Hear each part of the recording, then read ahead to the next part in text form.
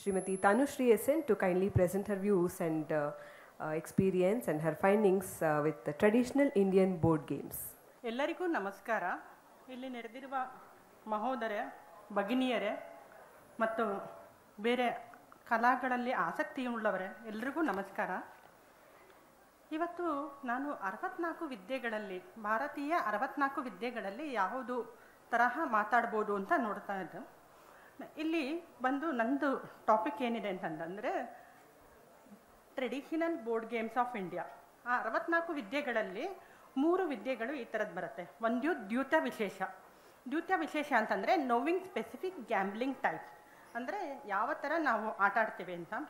ಎರಡನೇದು ಅಕ್ಷ ಕ್ರೀಡಾ. ಅಕ್ಷ ಕ್ರೀಡಾ ಅಂದರೆ playing dice kind of board game. ಮೂರನೇದು ಬಂದು ಬಾಲ ಕ್ರೀಡಾನಕ, ಅಂದರೆ ಮಕ್ಕಳುಗಳು ಆಡೋ ಅಂಥ ಟಾಯ್ಸ್ ಏನು ಅಂತ. ಇಲ್ಲಿ 3 ಬೇರೆ ಬೇರೆ ಥರದ ವಿದ್ಯೆ ಇದೆ.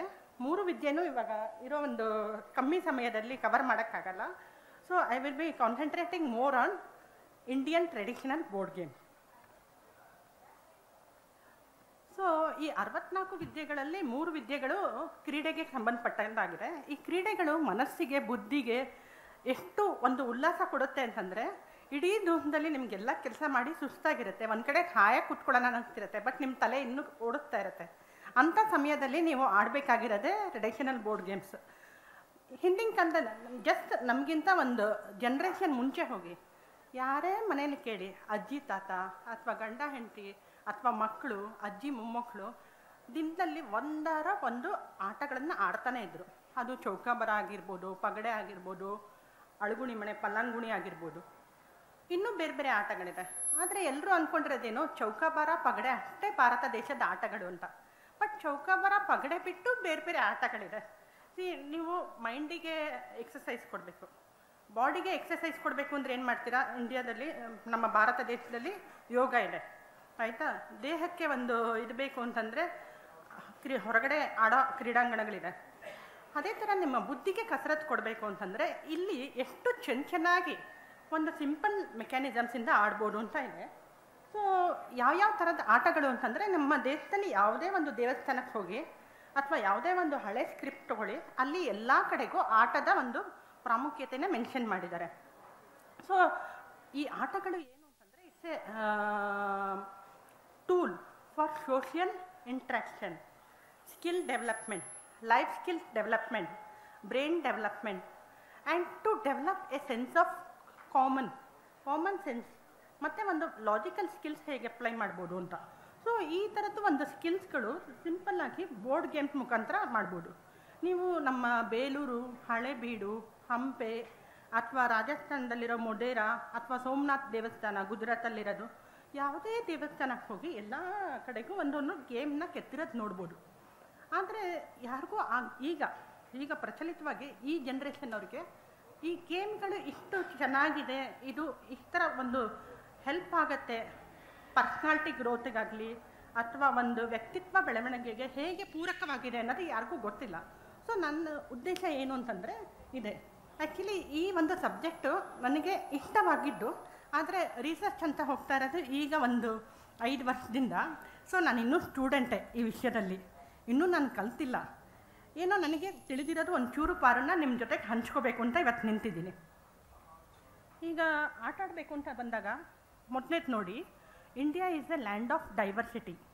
India is a land of diversity in terms of language, food, cloth, and I say the same applies even in terms of board game. The same game played differently across different regions of India. ಈಗ ಪಗಡೆ ತಗೊಳ್ಳಿ, ಪಗಡೆ is nothing but which comes in the Mahabharata. ಮಹಾಭಾರತದಲ್ಲಿ ಸಭಾ ಪರ್ವದಲ್ಲಿ ಬರುತ್ತೆ ಪಗಡೆ ಆಡೋದು. It's nothing but the one game changer for total Mahabharata. So ಸಭಾ ಪರ್ವದಲ್ಲಿ ಪಗಡೆ ಹೇಗೆ ಆಡಿದ್ರು ಅಂತ ಇದೆ. ದ ಸೇಮ್ ಪಗಡೆ played differently in Rajasthan, differently in Tamil Nadu, Karnataka and all. So some plays with wooden dice, some plays with cowrie shells and all. So India is a land of diversity for sure. Next comes like how we have different kind of weather, geographical features and all. We have different kinds of game from South India, East, West, North. If you can ask what is maximum in South India, It's Pallanguni Mane and Pagade and Chaukabara.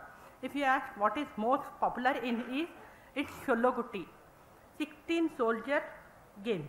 And if you ask what is most popular in North, it's Chausar and Wagbakri. And if you ask what is most popular in West, it's more of a Navakankari game and all, Tabla. So now each game has its own legacy, tradition. ಒಂದು ಉದಾಹರಣೆ ಹೇಳಬೇಕು ಅಂತಂದರೆ ಈ ತಾಬ್ಲಾ ಅನ್ನೋ ಆಟ ಇದೆಯಲ್ಲ, ಈ ತಾಬ್ಲಾ ಅನ್ನೋ ಆಟ ಕೋಸ್ಟಲ್ ರೀಜನ್ಸ್ ಆಫ್ ಕರ್ನಾಟಕದಲ್ಲಿ ಮಾತ್ರ ಆಡ್ತಾರೆ ಆಯಿತಾ. It's a race game. So ಗೇಮ್ನ ಕ್ಲಾಸಿಫೈ ಮಾಡಿದೆ. Game is classified as race game or hunting game or strategy game or luck game. So ಈ ಥರ ಬೇರೆ ಬೇರೆ ಮಾಡಿದೆ. Each game has a different motivation and different skill development. So it looks very complicated, but it is not complicated at all.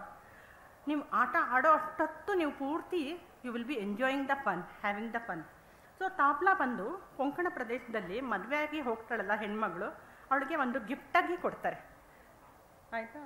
ಇದು same ಬಂದರೆ ಮಿಥಿಲಾ ನಗರದಲ್ಲಿ, ಕಾಶಿ ಹತ್ತಿರ ಮಿಥಿಲಾ ಪ್ರದೇಶ ಅಂತ ಹೇಳ್ತಾರಲ್ಲ, ಹಳೆ ಮಿಥಿಲಾ ಪ್ರದೇಶದಲ್ಲಿ ಈಗಲೂ ಮದುವೆಯಾಗಿ ಹೆಣ್ಮಗಳು ಬೇರೆ ಮನೆಗೆ ಹೋಗ್ಬೇಕಾದ್ರೆ ಅವರಿಗೆಲ್ಲ ಚೌಸಾರನ್ನ ಒಂದು ಗಿಫ್ಟಾಗಿ ಕೊಡ್ತಾರೆ. ಕೆಲವು ಕಡೆಗೆ ಕೊಂಕಣಿ ಕಡೆಯಲ್ಲೆಲ್ಲ ಅಳುಗುಳಿ ಮನೆನ ಗುರುಪಾಳೆ ಅಂತ ಕರೀತಾರೆ. ಆ ಗುರುಪಾಳೆನ ಮೊದಲನೇ ಸಲ ಅಳಿಯ ಬಂದಾಗ ಅತ್ತೆ ಅಳಿಯ ಇಬ್ಬರು ಕುತ್ಕೊಂಡು ಆಟ ಆಡ್ತಾರೆ. ಹೀಗೆ ಈಗ ಒಂದು ಗೇಮನ್ನು ಎಷ್ಟು ಥರ ಆಟ ಆಡ್ಬೋದು ಅಂದರೆ ಚೆನ್ನೆಮಣೆ ಬಂದು ತುಳುನಾಡಿನಲ್ಲಿ, ಕರ್ನಾಟಕದಲ್ಲಿರೋ ತುಳುನಾಡಿನಲ್ಲಿ ಭಾಳ ಪ್ರಚಲಿತವಾಗಿರೋದು. ನಿಮಗೆಲ್ಲ ಹಬ್ಬ ಅಂದರೆ 1-2 ಆಟ ಕೊಟ್ಟು. ಸೊ ಅದರಲ್ಲಿ 21 ಥರ ಆಟ ಇದೆ. ಅಳುಗುಣಿ ಮಣೆ ಪಲ್ಲಂಗುಣಿಯಲ್ಲಿ you can play 21 different varieties and each game has a different motivation ಆಯಿತಾ. ಒಂದು ಎಕ್ಸಾಂಪಲ್ ತೊಗೊತೀನಿ. ಸೀತೆ ಆಟ ಅಂತ ಬರುತ್ತೆ. ಇಟ್ಸ್ ಎ 1 ಪ್ಲೇಯರ್ ಗೇಮ್ ಆಯಿತಾ.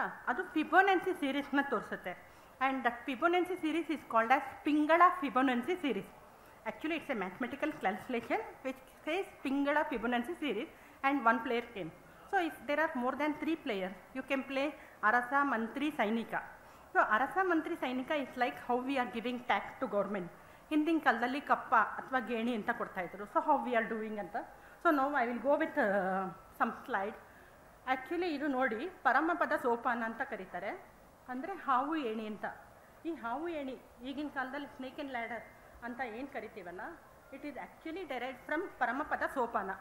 ಪರಮಪದ ಸೋಪಾನ ಏನಾಗುತ್ತೆ ಅಂತಂದರೆ it's teachers us about the good and bad deeds. The ladder represents the virtue and snake represents the vices. So how our karma, good, punya, papa, phala do that. That is the original snake and ladder which is developed in India, and the later one adapted version whatever we have is this kind of a snake and ladder. If you take Ludo is nothing but advanced form of current generation development of Pagade. So Ludo is actually derived from Pagade. So it has the basic concept, ಅದನ್ನ ಬಿಟ್ಟು ಇನ್ನು ಹೇಗೆ ಮಾಡ್ಬೋದು ಅಂತ. So it's nothing but it teaches the unpredictability of life and role of chance. Whenever you throw a die based on the count, you are making a decision which is very crucial in our life. How we are making decision, what kind of path to take, not to take, how to forecast the future. So these games help us to do that one. Next slide. So chess is one of the fantastic games. Everybody loves it. So it has its own strategic movement and all. So each role represents several peoples in our life, like Raja, Rani, Mantri, Sainika. So and we should know how to move each of the roles and pawns in the game of our life, and how to go ahead with the wisdom and patience. Next slide. So Chokabara is one of the best board game which is still played very much in South India. Okay, so it comes in variant formats: 4, 5 house, 7 house, 9 house and 11 house. People ask why we are playing only with 4 coefficients. There is a reason. See, if you have this 5 house, you know that these are safe points, gatta. So to move from one gatta to another gatta, you need 4 or multiples of 4, 4, 8. So that's the reason we use only 4 coefficients. The same principle applies like for this 7 house. So to move from one gata to another gata or one safe house to another safe house, we need multiples of 6, means 6, 12 and all. So each game is designed so carefully to enhance the mathematical ability, cognitive skill, thinking ability, logical reasoning, and it definitely busts our stress. So next is Pallanguni. I was talking about Pallanguni. Pallanguni, if you go to Tamil Nadu, they play Raja Pandi, Sita Pandi, Kalyana Pandi, Kattu Pandi, Mule Patti and all. If you come to Karnataka side, we play Kashi Ata, Mule Kattu Ata, Sirimane Sampattu, Karu Hako Ata, Karu Bacho Ata, ಈ ಥರ ಆಟ ಆಡ್ತೀವಿ. If you go to Tulunadu region, they play Pegga, Pule Pegga, Ekkati, Mukkati, Erte Nekka, Otte Nekkela. So there are different types of game which can be played with one single board game and which teaches different types of mathematical things. It's mainly a game of sow and reap. Uttu, belena uttu, bitti tegedukonta. So it happens like that, and kids will learn about the management of scarce resources.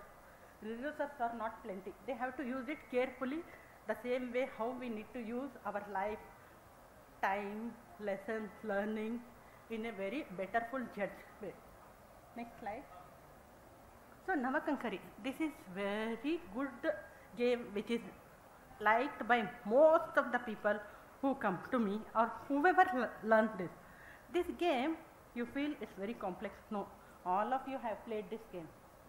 The simplest form of this game is tic-tac-toe, 3 cross, circle and cross. You know that. That is the simplest form. This is very advanced form. You may call it as tic-tac-toe on hyperactive mode or on a steroid, high steroids. Next one is, this is Shologutti. It's called as 16 soldiers game, 16 Sipayigala Aata. And this game you can find in Hampe.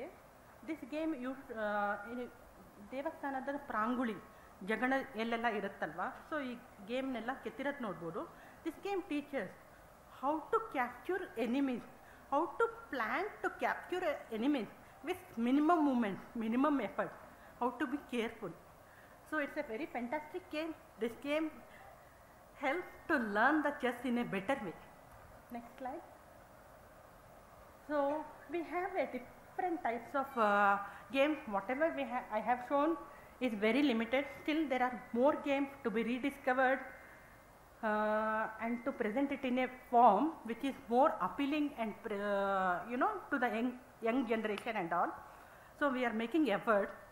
And when I say Bala Kridanaka, we already have a lot of toys which is very traditional. Chennapatna irbodu, athwa Andhra Pradeshaddu, Uttar Pradesh irbodu, Andhra Pradeshaddu martogide adha hesaru heltine. So so ಅದಿರ್ಬೋದು, ಅಥವಾ ಈ ಆಟಗಳಲ್ಲಿ ಎಲ್ಲ ನಮ್ಮದು ಹಳೆ ಕಾಲದ್ದೇ ಆಟಗಳಿದೆ. We need renovation, we need designs which is suitable to modern generation requirement at holds the Indian cultural and heritage value. So ಆ ಥರದ್ದು ಒಂದು ಎಲ್ಲ ಮಾಡಬೇಕು. ಸೊ ಇಂಥ ಒಂದು ಸೆಷನ್ ನನಗೆ ಕೊಟ್ಟಿದ್ದಕ್ಕೆ ತುಂಬ ಧನ್ಯವಾದಗಳು ಸಂಸ್ಕೃತಿ ಫೌಂಡೇಶನ್ ಅವರಿಗೆ, ಮತ್ತು ನನ್ನ ಮಾತುಗಳನ್ನೆಲ್ಲ ಕೇಳಿದ ನಿಮಗೆಲ್ರಿಗೂ ಧನ್ಯವಾದಗಳು. ಸೊ ಈ ಗೇಮಲ್ಲಿ ಒಂದೊಂದು ಗೇಮಲ್ಲೂ ಒಂದೊಂದು ಮೆಸೇಜ್ ಇದೆ. ನಾನು ಹೇಳೋದಿಷ್ಟೇ, ಬನ್ನಿ ಈ ಗೇಮ್ನ ಆಟಾಡಿ, ಆ ಗೇಮಲ್ಲಿರೋ ಪ್ರಿನ್ಸಿಪಲ್ಸ್ನ ನಿಮ್ಮ ಲೈಫಿಗೆ ಅಳವಡಿಸ್ಕೊಳ್ಳಿ. ನೀವು ಇಡೀ ದಿವಸ ಎಷ್ಟು ಖುಷಿಯಾಗಿರ್ತೀರ ಅಂತ ಗೊತ್ತಾಗುತ್ತೆ. When you are ending your day with a simple game, ಒಂದು ಫ್ರೆಶ್ನೆಸ್ ಆ ಮೈಂಡ್ ಇರುತ್ತಲ್ಲ, so you will have a good sleep and you wake up with a good intention and your day is very productive. ಎಲ್ರಿಗೂ ಧನ್ಯವಾದಗಳು.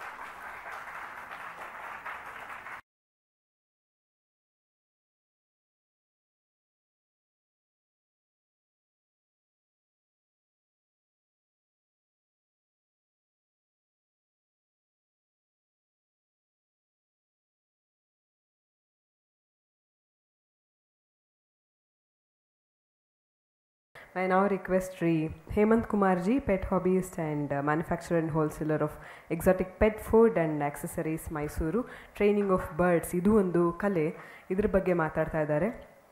Shri Hemant Kumar Avaru, he's a well-known businessman in the exotic pet industry, running a company called Ranchos Enterprises, where they manufacture exotic birds, food and supplements. They also provide guidance on bird keeping to youngsters. ಹೀಗೆ ಎಲ್ಲ ಈ bird keeping ಬಗ್ಗೆ ಇವರ ಸೇವೆಯನ್ನು ಸಲ್ಲಿಸಿದ್ದಾರೆ. So may I now request Shri Hemanth Kumar C to kindly present his views on this art. Good afternoon all, this is Hemant.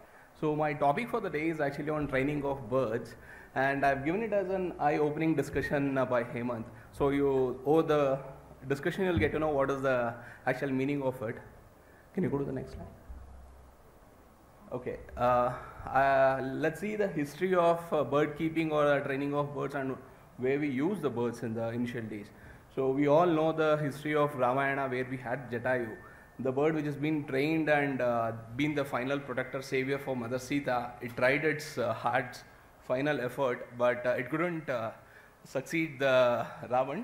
But still, we can see how he sacrificed its life to protect the Mother Sita.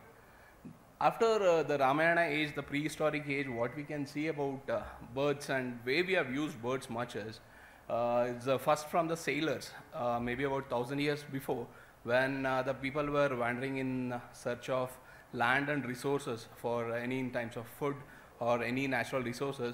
They were not well educated, or they were not aware of where we get it. So they used to cross the oceans, borders and all to search where they can get the actual resources they need. And those times when they get lost in the middle of the ocean, they don't know how to move towards any direction. So they used to carry a lot of birds in individual cages. They used to leave the birds in the middle of the ocean. If the bird keeps on flying around the ship, they feel like there is no land around, and if just in case if a bird moves to a direction, it never comes back. So they all try to go to that direction, considering there's a land or the bird has found a place to settle up somewhere. So this is one major time where the revolutionary of using of birds in the hobby or the actual purpose of the birds were being used.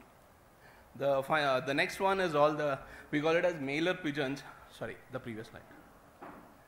The mailer pigeons, where we all know our royal heritage palaces, our rajas and all used to keep pigeons as an source of passing of the message between their kingdoms or from one place to the other region. And at the same time, the birds, there are many fancy birds, colorful birds, which they used to keep it for their beauty, and few used to keep it for the melody, song, or the singing ability of those birds. So which played a prominent role for them in the entertainment or in the leisure time for the royal families. Can we have the next slide? So if you want to go to the understand on how to train a bird or how to make the bird speak or how to get the bird acclimatized to your condition and your behaviors, there are a lot of steps, and it's a very large or a vast understanding. You cannot definitely get it in a small discussion period, but I'll try to brief you in a small step-by-step understanding of. So just in case, let's consider we all have birds at our home. We all have small birds, any budgies or lovebirds that we have caged in as a pet in our home, and we all know they get scared or they don't get acclimated to you, or they don't, when you try to touch the bird, they get scared. It's not because the bird doesn't like you or they don't interact with the human. It's only because the bird takes a lot of time. And see, even if you move your hand in a slower posture, it feels really fast for them. The understanding or the intake of the bird's memory is little different. So we'll have to get acclimatized to that. If you see, initially what you can do is just gently take your hand or a finger inside, just the finger inside the bird cage. The bird will get to know the human is safe to them, and you are even a good person towards it. Then the next way is like people will try to feed the bird. It's like the bird gets to know that you are not a threat to it, rather you are a person who's helping the bird to survive better. Maybe this is the next stage of getting the bird tamed towards you, make the bird gain the trust towards you. And this process is not a very quick process. You can't just try to put your finger or the hand towards the bird on the day one, and the next day you don't expect the bird to eat food from your hand. So this will definitely take about a week or 10 days or even on a slower period. Later on, once the birds start to take food from your hand, you can try the bird to take on your finger, or just try to speak to the bird to step up on the fingers, and they will, over a period of time, they'll definitely come. And this is how a small bird, even a bird of 5 gram, weighing 5 gram, can definitely get adjusted to you and become tame towards yourself. So this is one false practice in the industry of bird keeping, or the everybody does it in the home. They normally, what happens is when you go to any shop or where you get a bird at your home, people say to clip the wings. It's like just to cut the wings so that the bird doesn't fly away and so that the bird stays at your home. And this is one practice that has been done from our ancestral ages. Even when you see the royal period, even the Rajas and Ranis used to clip the wings of the bird so that it doesn't fly away, and they used to keep it as a pet with them. This is one practice which has to be changed, and where there is a need of awareness towards this, because this is definitely a portion of animal cruelty and not the right way of training a bird. I'll tell you what best can be done. See, the previous steps what you have seen will give you a basic example on how to start training a bird, and this is definitely a false practice, and I'll tell you what best we can do later. See, the best way is to spend some quality time with your bird. Once you get the bird out of the cage, you can start playing with the bird just by shifting the bird from one hand to the another hand. The birds will get used to it, and it will definitely not fly away once it gains the trust. And later on, wherever you spend your time, maybe watching TV or reading your newspaper on the day-to-day, at least about for 15 minutes or 30 minutes, when you have a bird, you can definitely have some quality time with the bird. Later on, just ensure, once you play around with the bird, just ensure to leave the bird back inside the cage. And if you want to prepare a bird to talk, the very first thing that you have to do is every morning when you get up and you see a bird, and if the bird, first ensure the bird has the ability to talk. There are many types of birds in the industry. I'll talk about the other birds in the next slide. The major thing is few birds can talk and few cannot talk. So just ensure, will these birds talk or not? Wherever you're buying a bird, or if you have any bird at your home, just ensure before trying this practice. You start talking to the bird, saying a good morning when you wake up, just like how we treat our family members once we get up. Let's say good morning to a bird and keep talking hello or hi, and start repeating with the bird so that the bird will also understand. This will definitely, as I said, this will definitely not happen on the same day, but definitely a bird will start to talk about 15 days or 20 days or 30 days. See, for example, when we were kids, our parents took almost 3-4 years to make us start talk a single word or 2 words. Even for us to call Amma and Appa, we took about 1.5-2 years in the initial days. The same way the bird will also have a time. Its vocal ability will improve over a period of time. Definitely for us to talk fluently and good, we took about 8-10 years. Understand a bird which is about 10 grams or 50 grams or 300 grams of weight, how much time it will definitely take. And imagine the brain size of a bird, how much memory it can inherit, and it will definitely take a lot of time, but definitely a bird will talk if its vocal ability is proving it. Okay, so if you want to buy a bird, see, I don't really want to take you all to where we saw the bird and where and all we have used the bird in the past, but let's see how we have to take care of the birds in the future or in the present days. We'll have to discuss on that much. So if you want to choose a bird, if you don't have a bird at your home, and if you definitely have to choose a bird, few basic characteristics that you will have to consider before buying a bird is size of the bird. There are birds which are very small, let's say, as I said, about 10 grams in weight. And there are few birds which weighs about 2 kgs, and there are ostriches which can weigh about 40 to 50 kgs, which are legally available in the market to keep as a pet. So decide what is the size of the bird that you need, and what is the space that you have at your place to ensure you have the right bird with you. And then we talk about the necessary diets. This is one prominent thing where people have to consider, and to spend a lot of prominent time in understanding the diet of the bird. There are many birds that can eat only nuts. Let's say about the types of seeds. There are more than 50 types of seeds available to feed a bird, and parallelly there are few types of birds which can only eat fruit. And for those birds, if you try to feed them a lot of grains or seeds, they'll have heart attack and they will choke, and they will lead to death. The next thing is the sound of the bird. Why I gave a prominence towards the sound of the bird is, there are few birds which screams a lot. If you given a very small space and where you don't have a compassionate towards the bird, and if you don't spend a quality time with them, there are few birds which are very tiny and they're melodious and they sing a lot, and it gives you good pleasure in the morning routine, and it gives you a very fresh mind in the morning when you wake up. So just ensure your bird's sound is also comfortable to you. Once you get a bird, definitely don't spoil the bird or don't leave it outside because you're not able to take care of it, or just don't leave the bird away that way. And the space, very prominent. This is what has happened to me in the initial days of my hobby. I used to get a lot of birds and my mom started to scream at me saying like, we don't have space at the home, or we really don't have the time to care for all the birds. The amount of time that we need to take care of any bird is really important, and the space that we have, and considering a cost of purchase, if somebody has any budget and keeping a bird, they can definitely do. Definitely the final thing we'll have to see is on the monthly expenses. Few people are there around me where they ask like, you have so many birds, why don't you donate a bird to me, or why don't you donate a pet dog to us? It's not a difficult part for us to give a bird or donate a pet, a dog or anything. Just ensure just to maintain a dog in your home, you will have to spend about 3,000 to 5,000 rupees every month. Are everybody capable of doing it, or people ready to spend so much on a pet?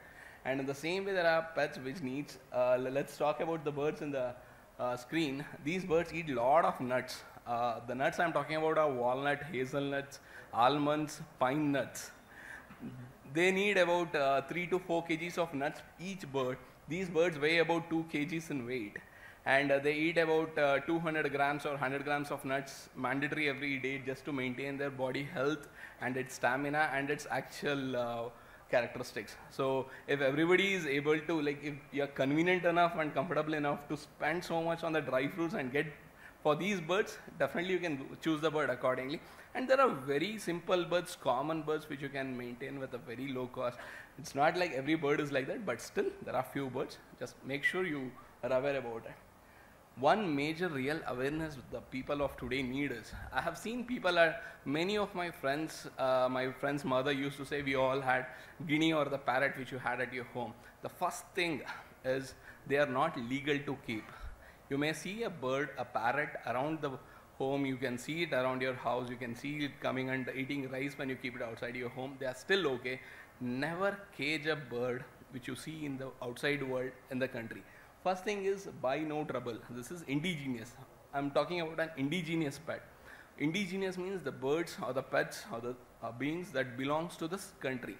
For India, parrot, the green parrot or the different types of parrot that we see in the wild are all indigenous birds. And definitely if you keep a bird, you are scheduled under Wildlife Protection Act of 1972.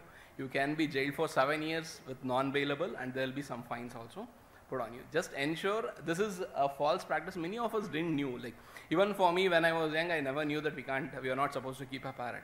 Even today, there are lakhs of people who has a parrot at their home, but they don't have the knowledge of it, or they are not aware of it. Anybody who really want to bring trouble to them, they can definitely file a case against them in AWBA office or in any forest department. They will definitely be sentenced to an imprisonment of 7 years. Just ensure that has been taken care of. And there is illegal trafficking of birds. It's like what we are talking about here is the people outside India, they used to get birds in to us because of the fancy market or the industry that has been grown up today in the pet market. So these birds are not actually legally bought. So just ensure when you get any birds, just ensure these birds are safe to get. And there is something called CITES, and this is called Conservation of International Trade of Endangered Species, which includes birds, animals, even plants and flowers. So there are 3 appendix called 1, 2 and 3. This is a very vast chapter to discuss on. I'm just giving you a small gist of it. India is one among the body member of CITES, whereas multiple countries have signed an agreement saying like they will be joining hands in protecting their wildlife. India is also one among them. If by any person, anyone is trying to sell or export a bird from India, which belongs to India, which is an indigenous bird, let's talk about a parrot or a peacock or something, definitely this is an illegal act of trafficking. And at the same time, people getting these wild birds or the birds from Australia or Indonesia or from America to the Indian market without any proper legal documentations, they are still an illegal trafficking birds. They will be scheduled under Wildlife Protection Act. And there is something new today, people might have heard of, that is called zoonotic diseases. We all are aware of what COVID did to the country here. these birds which are brought through an illegal trafficking towards the country may have chances of spreading the zoonotic diseases like COVID. So this is one major reason why illegal trafficking or Wildlife Protection Act is placing an act, and people are trying to protect these species in their own countries, because they try, there are some people just in the fun of making money, they get those birds and try to sell here. There are chances few diseases or virus can also be carried through it. Things which are bought legally inside the country have a lot of medical examinations that has to be taken care. Once it is clear, they come to the market. And there are many birds which are legally kept in the country. We'll talk about it in the next portion. So what are the major real factors you'll have to consider when you want to keep a bird or something? Just ensure if you have an exotic bird or not. What is exotic bird? I'm not talking about any fancy bird. Any bird which doesn't belong to our country, Indian birds, are all called as exotic birds, which is not an origin of the place where you are residing. If you are staying in India, just ensure you don't keep any birds which belongs to India, and you can keep the foreign birds which are legally bought and which are bred in the country is still okay. The next one is choosing if you want a matured bird or an hand-feeding bird. See, a simple example. The picture to the right is a hand-feeding bird, which is a small, tiny bird. It's about 25 days of old, which cannot fly, which doesn't have a feather, and it looks really ugly if you feel in the initial stages. The same ugly bird will look so pretty once it weans up or once it grows big. There's a period of time, they need a time of transformation. This takes about 6 months for a bird to come to this stage. Even wherever any person will have a bird, if you go to a pet shop or wherever you see a bird, it will definitely would have taken some time to get to this form. So just ensure if you can take care of a bird at this stage or at this stage. Both birds can be trained, tamed to talk. Both will have the ability to talk, even if it is a small bird or a bigger bird. It all depends on the person who's taking care of it, how much time you can spend to it. A bird which can speak well, talk well, can also become very aggressive, wild, or start to bite you if you're not spending the right time or if you're not giving the quality time to the bird and not taking care of it in the right way. Then the necessary documents. These days there are something called Parivesh, and that has been, there's a general body called Parivesh which has been brought up by the Government of India and AWDA, Animal Welfare Board of India, which talks about having the documentation for few exotic birds. As I said, CITES Appendix 1, 2 and 3, there are a couple of birds. There are exactly 38,000 types of birds which has been listed under CITES list. Those birds, if you are carrying them or having them, it's always advisable to have necessary documentation to keep the bird. Even if you have 1 bird or 100 birds, it is necessary to have basic limited documentation so that you will not face any mess or any consequences by any wildlife departments in future. There are diseases and infections which people has to be aware of. There are many diseases which stays in the body of the host of the bird for about 6 months or an year or even for 2, which is very difficult to understand in the initial stages. People who doesn't know about bird will not be able to recognize what are the types of diseases and are they carrying any diseases or not. When you are getting the birds through any illegal trafficking or unknown sources, there are 80% chances that you will be finally fooled up by giving a bird which carries some disease or which has a problem with it or any genetical disorders or anything. Just ensure how the state of the bird is right if you want to own a bird in the future any day. And the main reason that you have to consider after all is the source of purchase. Like if you are buying a bird, if you want to have a bird, if you want to keep a bird which can talk at your home and well tamed at your home, and it can have a free flight around your home, just ensure your bird, you buy the bird at the right source and just ensure you have the right bird. So this is all about the topic for the day, and just if you have any doubts in discussing about the birds or understanding about the diet or any doubts in disease or infections or the right way of taming a bird, anyone can reach me over here. Thanks a lot.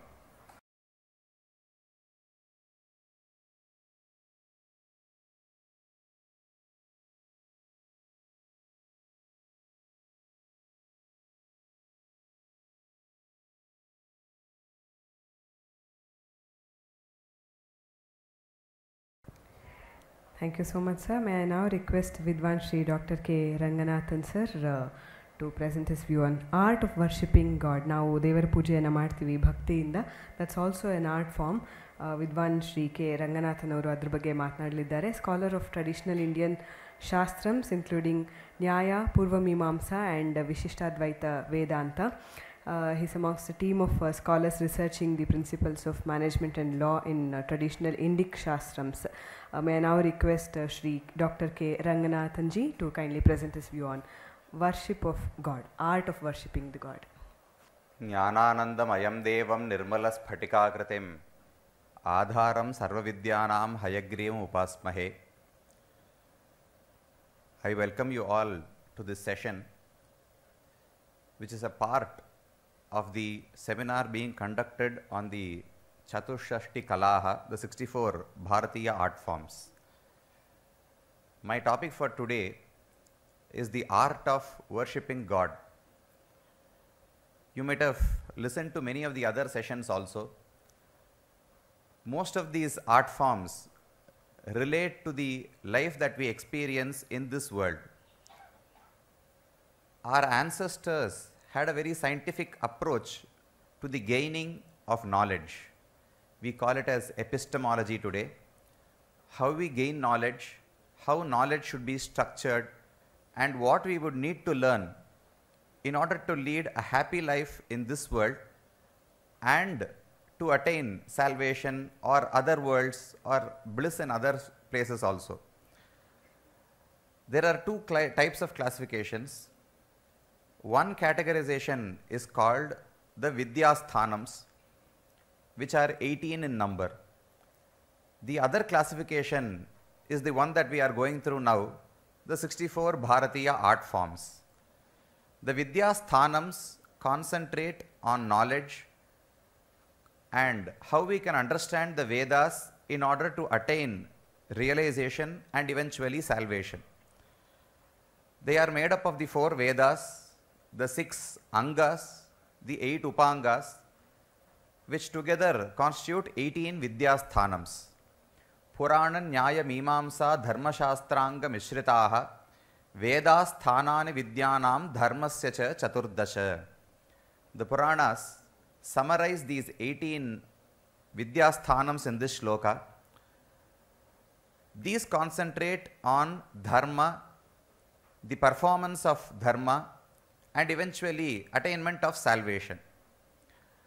The other categorization that our ancestors have done is structuring these 64 art forms.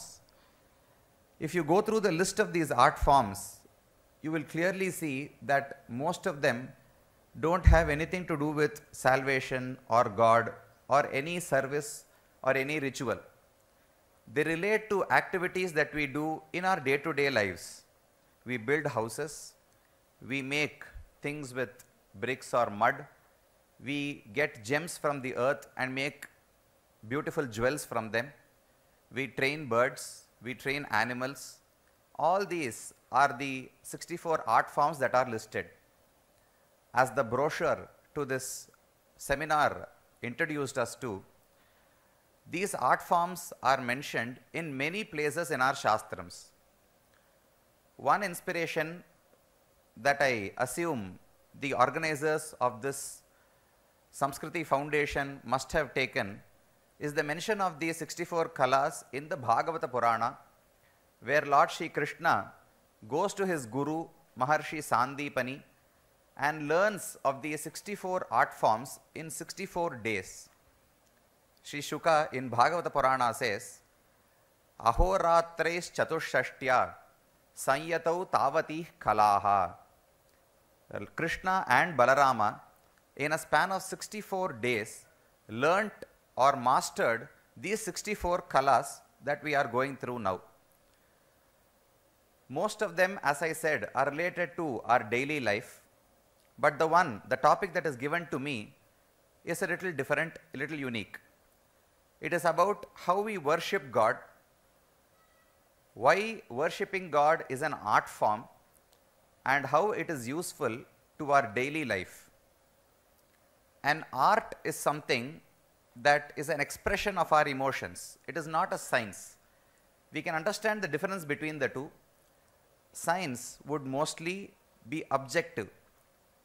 whether I do an experiment or someone else repeats it, the result, if the procedure followed is the same, the result is going to be the same. But in art, it is subjective. The expression of a single emotion by different people is definitely going to be different. It won't be in the same manner. Similarly, song, dance, painting, sculpture, each of these, although they can express the same emotion with the sculptor or the painter has, the expression is going to be in a different manner. That is why it is referred to as an art form. Similarly, it is something that shows emotion. Our anger, jealousy, happiness, sorrow, each of these is mirrored in the art or the art form that we practice. Every art form that we have gone through, raising a bird as Mr. Hemant just mentioned about, or building a house, we build houses, or our architecture is also mood specific. The places that we build, in which we play with our children or wives or other family members, will have a different architecture from the architecture that a sabha should have. When a king is presiding over a sabha, the architecture for that will be different. The mood that a sabha sets will be different from the mood that an antapura or a garden sets. There are plants for each of these. There are designs for each of these that have been developed through the ages. Similarly, now we will look at one art form, the art of worshipping God. The first question that arises is, how is this related to my everyday life? All the other 63 art forms that we go through are related to our daily lives. But this, at the outset, we might think that worshipping God is only for salvation or is only for higher purposes and not for living in this world at all. This is a very popular myth that has to be busted. Worshipping God was a part of our daily lives. It was part of the life of every man and woman who lived in any stage of his life, be he a brahmachari or a grihastha, a sannyasi or a vanaprastha. Each of them had to worship God in their own way. The rituals that they had to follow were specific to each of these ashramas, and each of them would help them excel in the other activities that they do. We will look at the philosophical side of this for a moment and then look into how this will be useful for us. In the Bhagavad Gita, the 18th chapter, there is a beautiful verse in which Krishna says, in order to attain fruition in any activity that you take up, you need the help of 5 people. 5 faculties or 5 different agents have to cooperate for any activity to occur or to attain fruition. Adhishtanam, tatha karta, karanam cha prithak vidam, vividhascha prithak cheshtaha, daivam chaivatra panchamam. The 18th chapter, the 13th verse goes as follows. He says, there are 5 things that have to cooperate for you to achieve anything. The first one is your body, adhishtanam. The second one is the soul, the one who performs the activity. Karanam cha prithak vidam, the faculties, the eyes, the nose, the hands, the feet, all these the faculties that we have are referred to as the karanam, the tools of operation. The fourth one is our life breath, the prana vayu. Vividhascha pratak cheshtaha, daivam chaivatra panchamam. The fifth one is daivam, or the deity, the gods. So for any activity that we do, even if it is sleeping or having a sound sleep, these 5 have to be united. Suppose our body is afflicted with some disease, we cannot perform a simple activity such as sleeping also. Similarly, for anything that we take up, if our mind does not cooperate, or if my legs do not listen to the commands that I say, or if the anugraha or the benevolence of a God is not present in that situation, then it is not possible to attain fruition. The other 4 are drishta, the body, the atma, that is I, the performer, the faculties that I have, the prana vayu. We would all accept that these are required to perform any activity.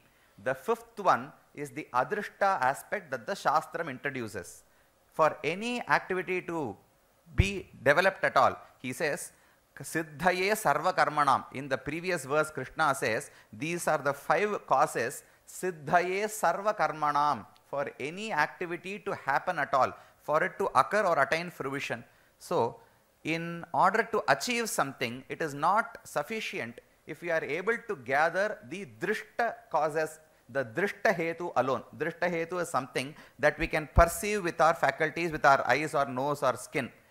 Adrishtam or papa and punya or the anugraha or nigraha of a deity is also very important to achieve anything. That is why amongst the 64 kalas or the Bharatiya art forms, the art of worshipping God has also been introduced as one. Only if you perform this can you succeed in all the other 63 art forms. So this art form is to be treated as an ancillary to all the other 63. There is a beauty to this art form. This art form can be practiced as an standalone art form or as an ancillary also. Suppose I want to attain fruition in some other art that I perform. I want to build a house. You might have seen in many places you perform Vastu Puja, or when you start, you take any text that is there in our Shastrams, Bhagavata Purana, Vishnu Purana, any text. There will be a few stanzas or verses in the beginning in which we prostrate to a deity or to our own Acharya or the lineage of our Acharyas and plead to them that this book that I am starting to write should attain fruition. It should conclude in a right manner. I should not have any obstacles in the activity that I am taking up. We do this in everything, be it agriculture or building a house or building a temple even, or even Lokika activities. I join a job or an occupation on a specific day. There is a specific day on which we should sow or harvest. All these are there because the benevolence of the God who presides over each of these activities is very important for the fruition of these activities. In our Bharatiya Sanatana Dharma, each God has a role in our lives. Krishna says, the source that I am going to cite in this lecture is mostly going to be the Bhagavad Gita, because that is the most practical text that we have, which gives a synergy between philosophy and our everyday life. Krishna says, suppose there are two people living in adjacent countries or adjacent states even. I have something that is required by you and you have something which is beneficial to me. What would we do? There is a barter system. I would give something that you can benefit from and take what I need from you. Similarly, when Bhagavan created this world, he created a class of people known as Devas. He created a species known as human beings. He created a species known as animals and so on. Now Krishna says, there is a mutual beneficial relationship between the Devatas and the humans. The humans must worship the Devatas by giving, offering foods or vastram or everything to them. In return, the Devata who is pleased by our offering will grant us all the bounty that we need. Suppose there is rain. Krishna says, rain comes from the clouds. Now there is a deity who is in charge of the clouds. We say Indra or Varuna Bhagavan is in charge of giving us rain. We might wonder why is Varuna? I don't even see him. There is a natural water cycle that is given in the scientific textbooks. So the water is evaporated by the sun. It goes and forms into clouds by mixing into dust. And whenever at some point of time it saturates, the rain is falling down. All this is there. The Shastrams do not refute this water cycle at all. But they say that there is an additional aspect. For anything that we say occurs naturally, there is a deity who is involved in the management of that natural phenomenon. Anything and everything, take it, be it rain or be it the ocean, we say that the ocean forever exists. There are rivers, we call each and every river by a name. We say Ganga Devi, we say Yamuna Devi. Each Parvata is considered to be a soul because there are souls residing within each and every one of these as per our traditional philosophies. So, there is, just as I am in charge of my own family, there is one God who is in charge of a river. There is one God who is in charge of this whole Bhumandala. There is one God who is the king of Swargaloka. He is referred to as Indra. There is one God named Brahma who is in charge of these 14 lokas that we call together as the Andam. So, each Devata was created by Bhagavan and given a particular responsibility. When will he perform that responsibility perfectly? Only when we reciprocate the responsibility that he has performed. Suppose Indra gives us rain. That will help us harvest grains. We have a lot of money now. What do I do with that? I cannot say that the 10,000 rupees that I earned this month are my own earnings. I performed hard work. I strategized how to sell my product. Now I have 10,000 rupees in my hand. Do these 10,000s of rupees belong only to me? The Shastram says, they mostly belong to you, but you should also use a portion of your earnings to propitiate the deities once more. Because it was Indra who gave me this money, who gave me bounty. Now a portion of what I have earned should be used to reciprocate to him or to worship him again.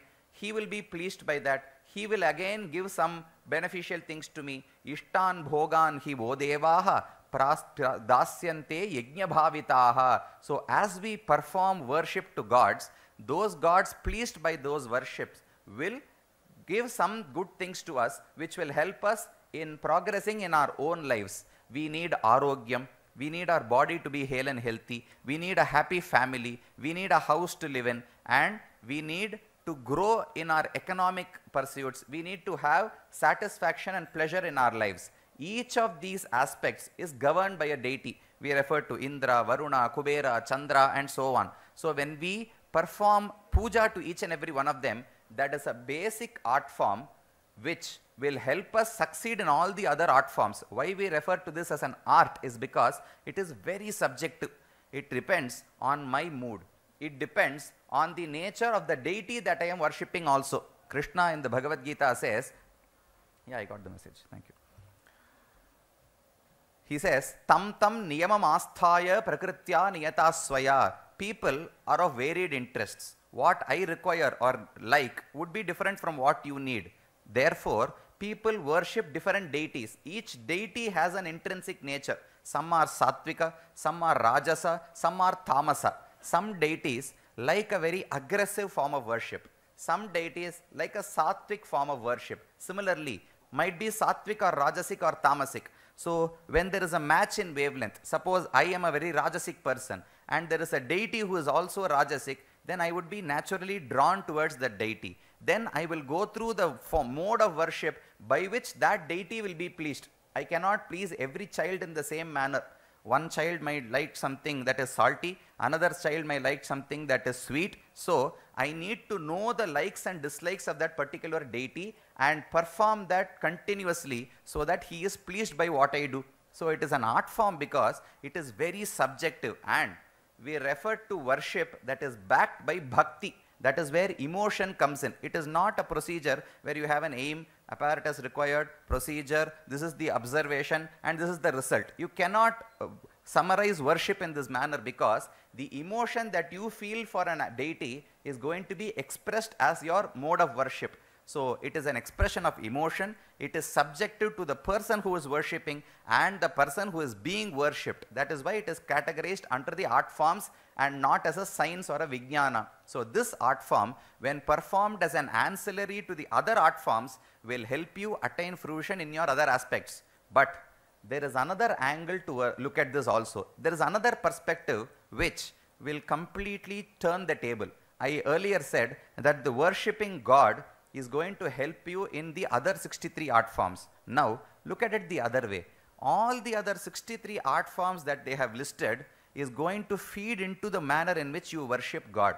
Everything at the end of the day is to worship God. Bhagavan Sriman Narayana is the one who created this world, has given us birth. He has given us this body which is so remarkable that it has every aspect or faculty that is required to perform worship to Bhagavan.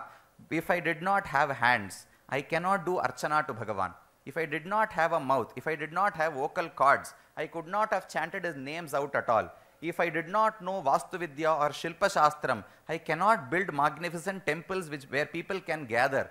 If I did not know animal husbandry or how to raise birds, I cannot perform the Vishwarupa. In every temple, when Vishwarupa happens to Bhagavan, the Agama says that a horse, an elephant, and a camel, all these animals must be present. There is a role for animals and birds in the worship of God. There is a role for humans in the worship of God. There is a role for houses, for every gemology, making jewelry or singing, dance, every one of these art forms, it's introduced in the temple, is synergized into the worship of the deity or Bhagavan, so that the other 63 kalas can feed into this kala. So you can look at it in any way you want. Suppose you want to excel in your kala that you have chosen, then worshipping Bhagavan is an ancillary. It will help you achieve your goal. If the goal that you want to achieve is worshipping Bhagavan, then all the other 63 will help you do that very well, because Bhagavan has given us all these skills so that we can excel, or we can use those skills in order to worship him. The Purana says, Vichitra Deha Sampattihi Ishwaraya Niveditum. This body has been created and given to us so that we can worship Bhagavan in every possible manner, not as a rule, not because we are going to be penalized if we don't do it, but as an expression of our love towards him. Once you have a role model, the boss in your company, or some person who is heading an NGO, you like so much about him, you want to be like him, you like each and every act that he does. Once you love someone a lot, once you get to know about them a lot, you immediately want to do some service to them. When you join a company, you initially work for the salary that they are giving you. As you progress, you will get in line with the motto of that company, with the objective or vision of that company, and then you will start working for the person who heads that organization. Similarly, initially the anusthana of dharma or the worship of Bhagavan will be for excellence in material benefits. Later on, once you realize all the help or the great help that Bhagavan has done to us, we will come to know that performing worship to Bhagavan or doing service to Bhagavan is the sole purpose of life, and all the other 63 kalas that have been listed will help you do that to the best extent possible. So with this, I will conclude. I just wanted to mention one more thing. Whenever something is an art, we have to learn some thumb rules or a shortcut to perform that art very well. The shortcut to please Bhagavan is by pleasing the devotees of Bhagavan. In the earlier brochure that was handed out or was circulated, this worshipping God was placed in between animal husbandry and the training of pets. Today we don't have the session on animal husbandry right now, but in the earlier portion, it was animal husbandry, worship of God, and training of pets. There is a very good synergy between the three. There is a verse that says, Pashuhu manushyaha pakshiva yecha vaishnava samshrayaha tenaiva te prayasyanti tadvishnov paramam padam. Be it an animal or a human being or a bird, all three can attain salvation by doing service to a devotee. So all that we learn using these kalas, you can worship Bhagavan, or there is a better way to do it. You can help humanity. You can help humankind and the devotees of Bhagavan so that he will naturally be pleased. He is someone who is fulfilled in every way. He is satisfied in every possible way. There is nothing that you can offer to him to make him happy anymore. The only thing that will make him happy is helping others who are in need. So when we use these 64 kalas, so Alvar Swami has categorized this kala under the societal arts, not as a personal art, not as any other art. It is a societal art, because worshipping Bhagavan ends with worshipping society, working for the betterment of humanity. And this is one short rule that you can take up. All these 64 kalas, it was a great effort by the rishis and munis that we had as our ancestors who categorized this. They structured the gaining of knowledge. Today, there is a practice where people teach you how to learn, but they pride themselves in saying that we won't teach you what to learn. Our rishis have taught us how to learn and what to learn also. Because if you equip someone to learn, but you don't teach them what to learn at all, they might go astray also. So they teach us how to learn, and also teach us what we should learn in order to be a good human being and a good bhakta or a devotee also. With these words, I thank Alvar Swami and Samskrti Foundation for organizing this wonderful event. I thank you all for turning up and listening patiently to my words also. Thank you very much. Mangalam Kosalendraya Mahaniya Gunabdhaye Chakravarti Tanujaya Sarvabhaumaya Mangalam.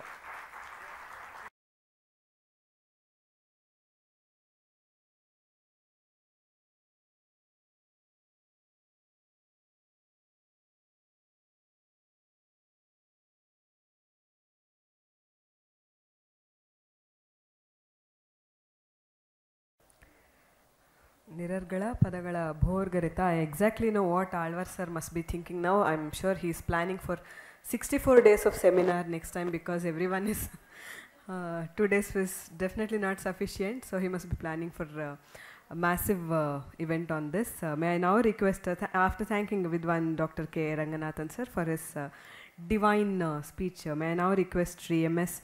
Kumara Subramanya Jagirdarji to share his views about animal husbandry. He's a go enthusiast, Gopalaka, expert in preserving the native cow breeds of India and propagating awareness about cow conservation and uses of several components of cow derivatives. A warm welcome to Shri M.S. Kumara Subramanya Jagirdarji on behalf of Samskrti Foundation. ಸರ್ವರಿಗೂ ಪ್ರಣಾಮಗಳು. गावों में पुरतः संतु, गावों में संतु पृष्ठतः, गावों में हृदय संतु, गवां मध्ये वसाम्यहम्. गावो विश्वस्य मातरः. Cow is the mother of universe.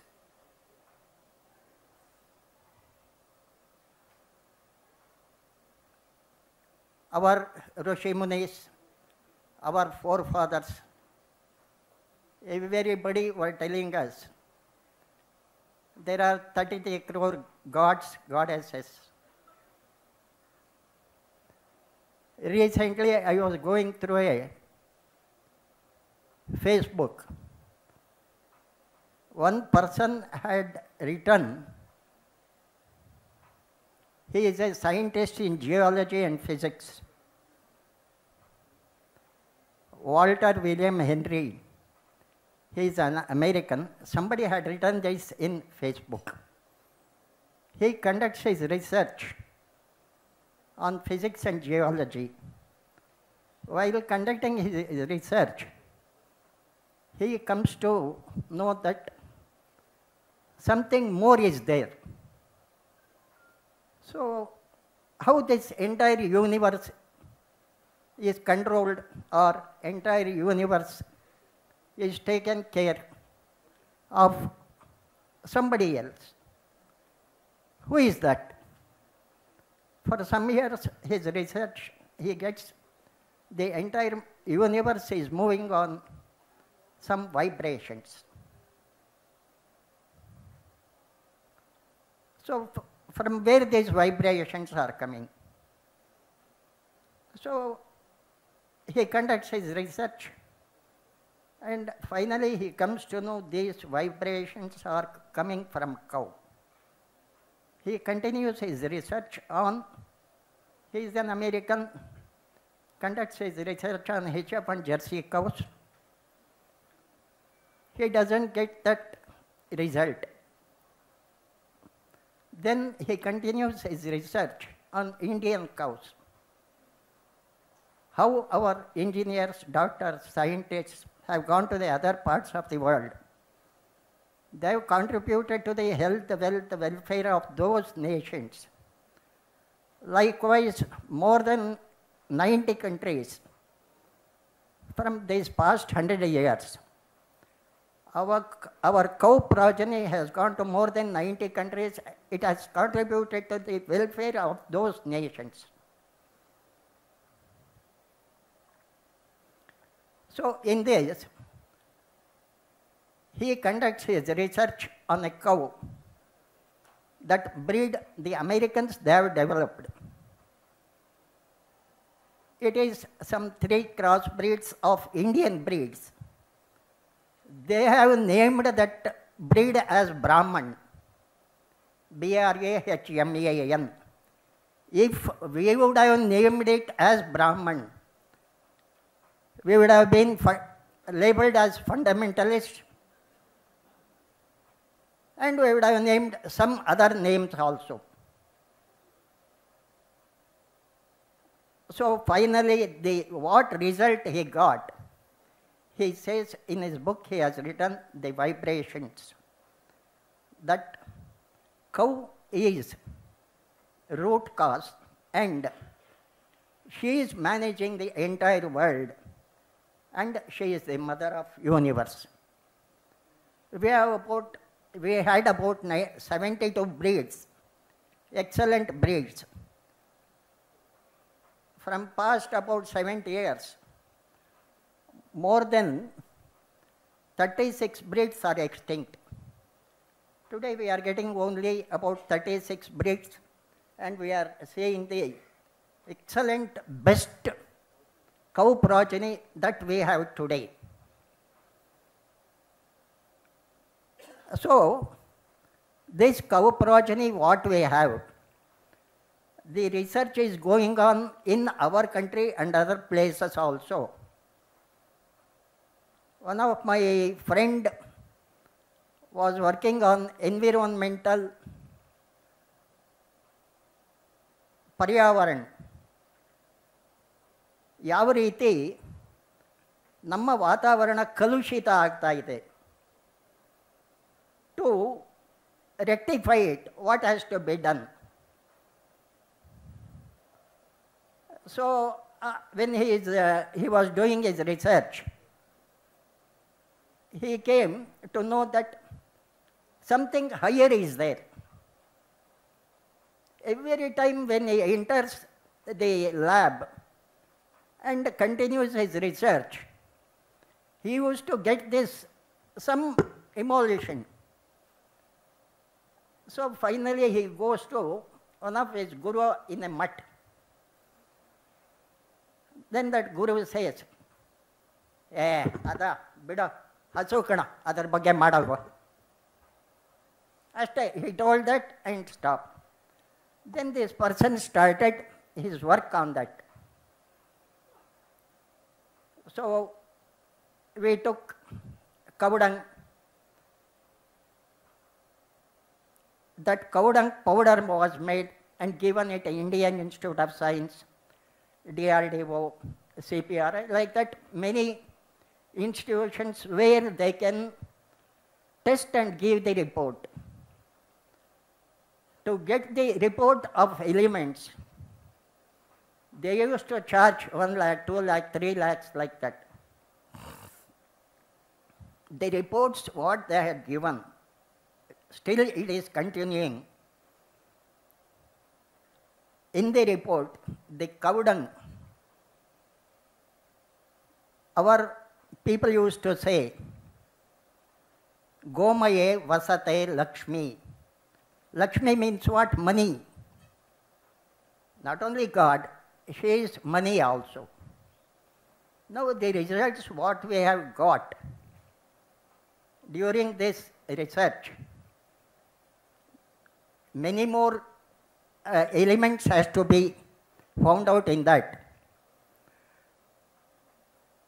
Whatever names of the elements, gases, minerals, salts, the names of those elements, gases, salts, minerals, which the names are depicted in dictionary.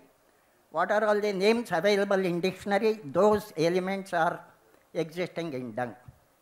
For example, uranium, thorium, barium, iridium, platinum, tungsten, palladium, gold, silver, what not else.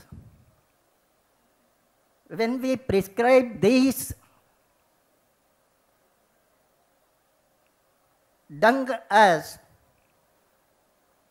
the manure to our agriculture field, everything the nature has given and everything is in balanced state. Nothing less, nothing more. When the cow changed from our local breed to HF and Jersey, the quality of the dung changed. When we used to administer our Indian cow's dung to the agriculture field, all these elements, gases, salts, minerals used to be administered in a proper manner. When the cow changed, the dung quality gone. In Indian cow's dung, there are microorganisms which counts from 5 crores to 10 crores. The HF1 Jersey cow's dung consists these microorganisms between 50 lakhs to 1 crore. Where is 10 crores? Where is 1 crore? It is because of that, when the quality of the dung came down, started chemical fertilizers. And today, in the name of green revolution and white revolution,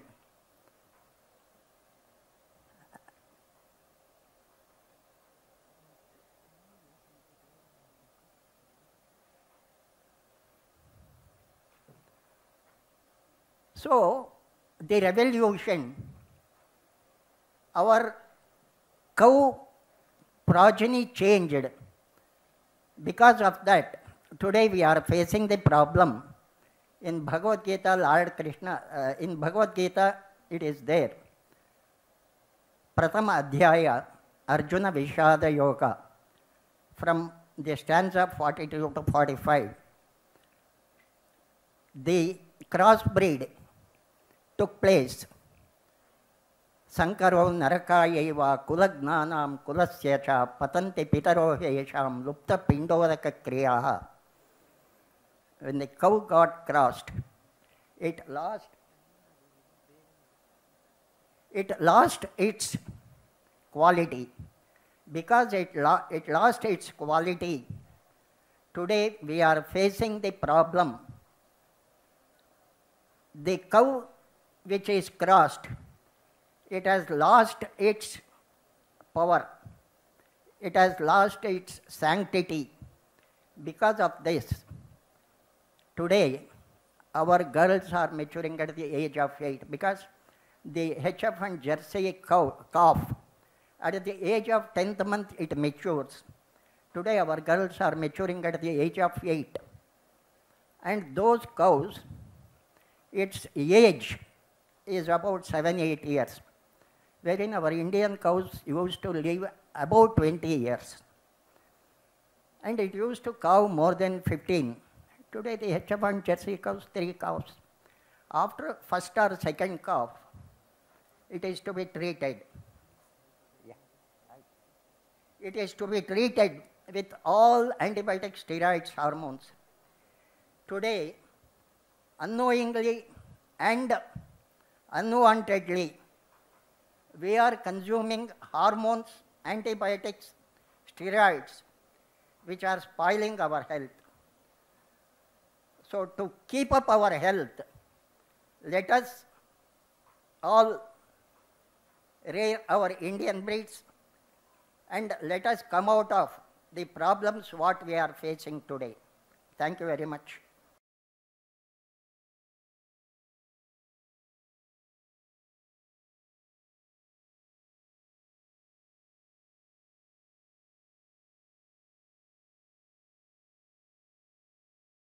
Thank you, sir. May I now request M.A. Alvarji to kindly sum up this session. Namah Paramarishibhyo, Namah Paramarishibhyaha. We have been witness to a very invigorating session on a plethora of topics.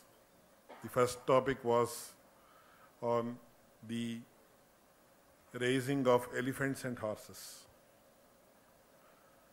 So, when we actually cognized the concept of the seminar on the 64 arts of India, we wanted the speakers to focus on how each of it is an art. For example, how raising elephants is an art, how training horses is an art, how raising of cows is an art. Of course, it's a very complicated topic and it will be difficult for people without background in Sanskrit to focus on this topic. However, we have had very invigorating sessions. The first session, I will not take much time, I will just conclude in 2 or 3 minutes. Because in Sanskrit there is a saying, Bubhukshitam na pratibhati kinchit. Even the Buddha says, you cannot teach philosophy to hungry minds. So I will not stand between you and a very sumptuous lunch that has been arranged as Krishna Prasad. So the first topic was about how to train elephants and horses. Of course, we all know that from the point of view of warfare, horses and elephants played a very important role. But as far as training elephants, how is it an art? how training horses is an art, because we know that the king Nala, he had mastered the art of Ashwahridaya and Gohridaya. So, just by change in the thought pattern of the human being who has trained the horse or the cow, the behavior of the horse changes. The behavior of the elephant changes. The behavior of the cow changes. And this I have seen with regard to my own father, who was an expert in Gohridaya. And he used to tell me, see how by the change process in the thought, the behavior of the cow changes.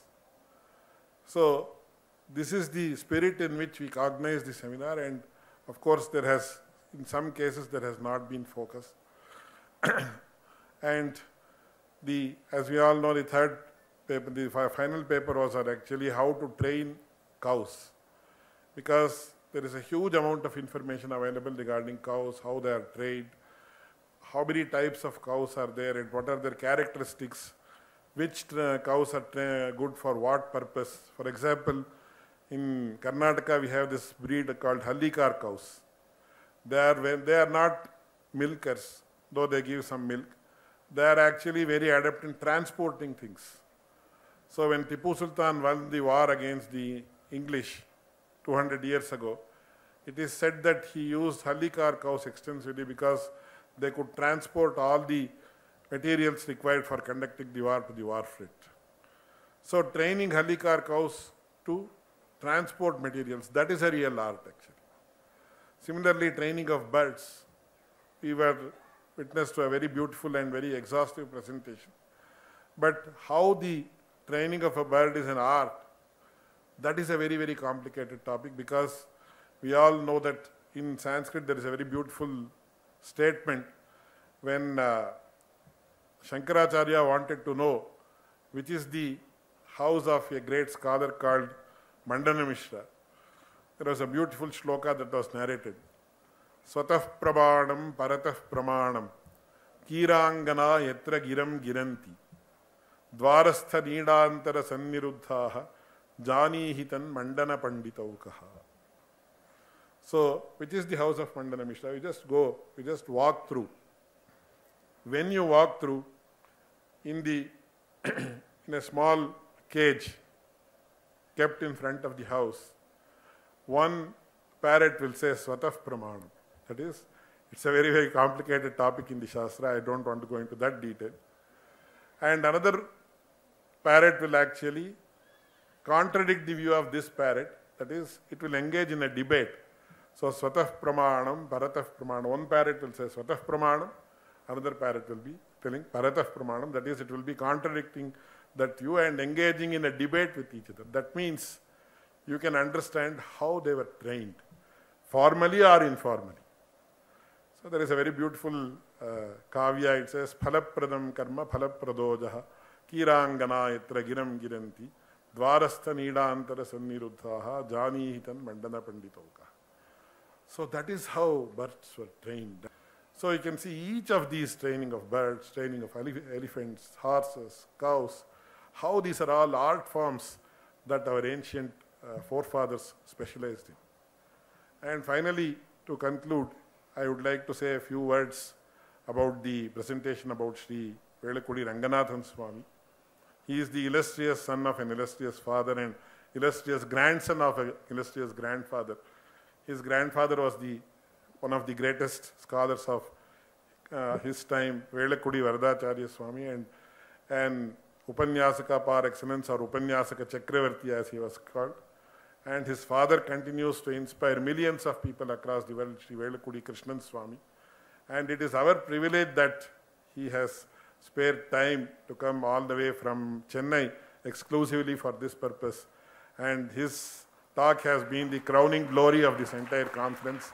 And I am not exaggerating, I am sure about that. So he is a very articulate speaker, as we could all see.